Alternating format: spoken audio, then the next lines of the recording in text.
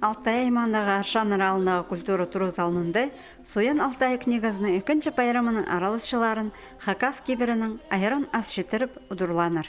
Пер келген Адамажаковтың адның республика библиотекасының 9-жылары Алтай Пазатыва республикаларының кізілері.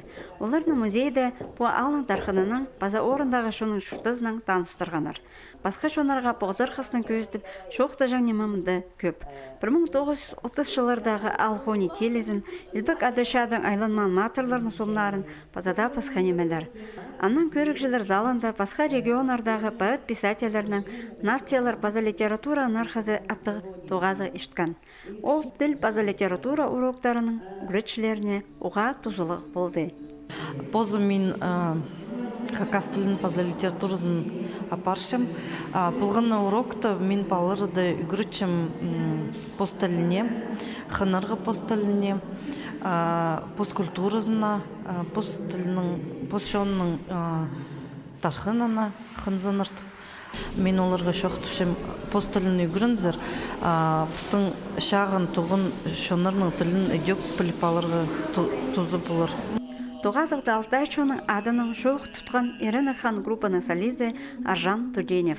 Ол постелінің саарынар толдырған, Тыва шоның шаяшызының таныстырған ХГУ-ның 4-ші курстағы студенті. Ол писатель Николай Кууларның жының шейініңер кебілізін Тыва пазы орыс тілерінің қығыр берген. Түрк тілерінің шағын балғылызын бұ тоғазыға келген шон ол санда көрінжелер жақсы сезініп алғанар.